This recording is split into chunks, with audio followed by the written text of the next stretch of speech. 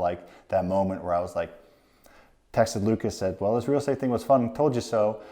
All right.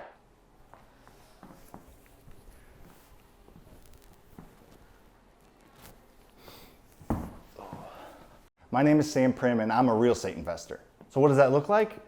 I can show you way better than I can tell you.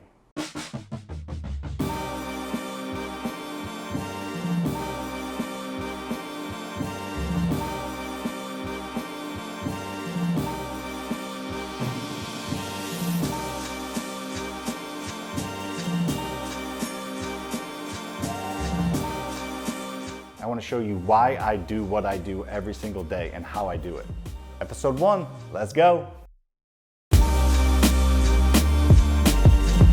didn't really have any upbringing at all for real estate or entrepreneurship. I grew up with the mindset that you work at one job for 40 years, you get good grades, you retire when you're 65, you live out the last few years of your retirement traveling around a little bit, and you see your grandkids. That's kind of what my future was, or I thought it was going to be. And that was fine. I didn't have an issue with that. That's just what I saw, so it's what I thought I was going to do.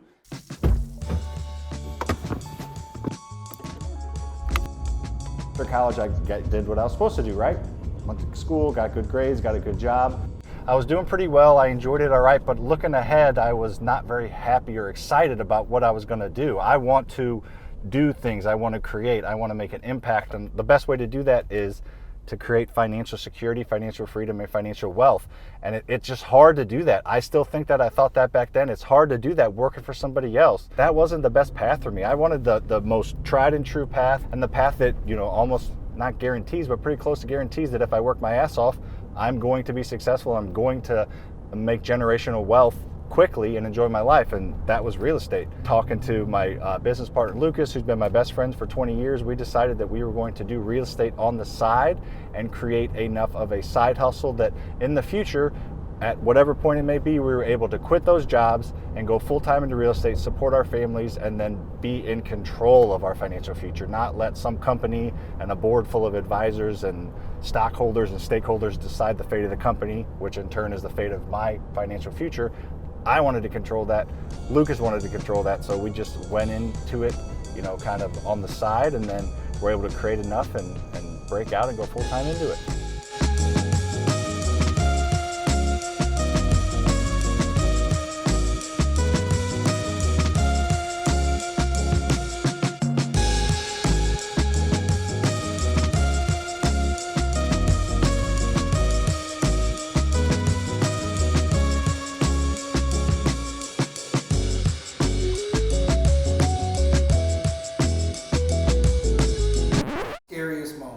Thought this was way too hard?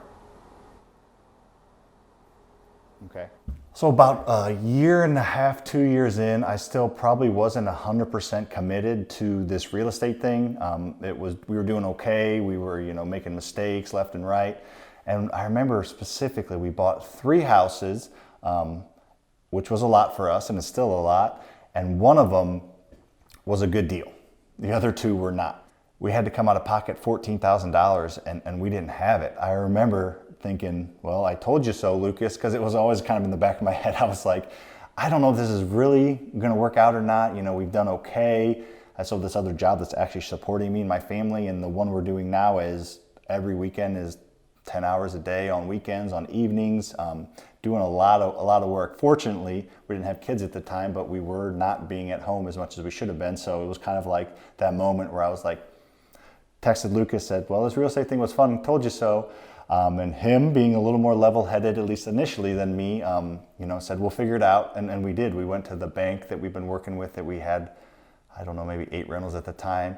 And we talked to the guy running the bank and, you know, worked something out to where we sold one of their properties and we took equity out of another property that we had built up over, you know, the 2 years.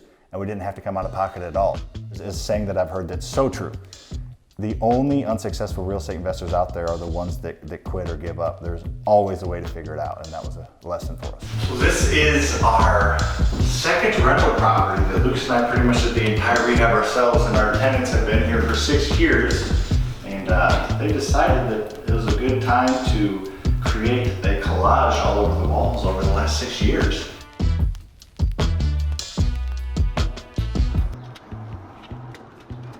Lucas Lucas and I did, I mean, pretty much everything in this house, and we're not super handy. We just figured it out as we went. I remember a few times where I would be going out on a Saturday morning, getting up at 6 a.m. And meeting Lucas and carpooling out here to go work on it, to go look at the house, figure out what it needed, go to Home Depot, go and try and figure it out. Not always being the best communicator with either of our wives, and gone every weekend, and it was awesome because we learned a lot and we were in the field getting our hands dirty, creating something. It's kind of a joy and pride you get out of having a house kind of look not the best, and then well, for most people 2 or 3 months later, for us probably a little longer because we did all the work ourselves, having that pride in getting it done.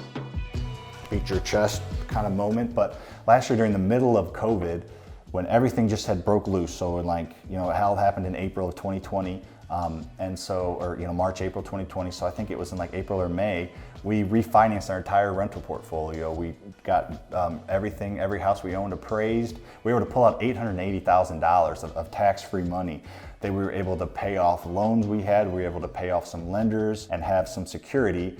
And it was the middle of the world was shut down. So it was just another example for me, the power of real estate. My favorite movie show, anything ever, is Hamilton.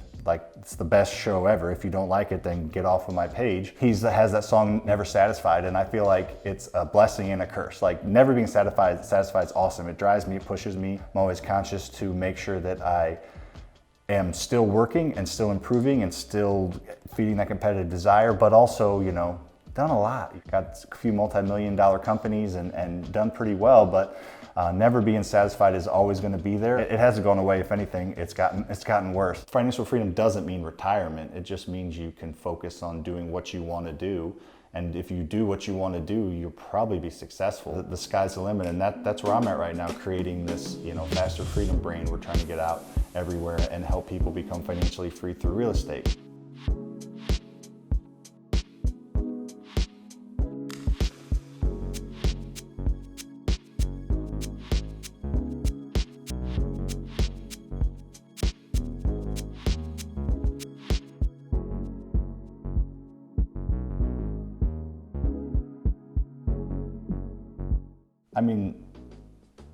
The advice would be just to do it. You don't want to do it without any knowledge, but the biggest reason most people fail, in my opinion, is they don't have the right mindset.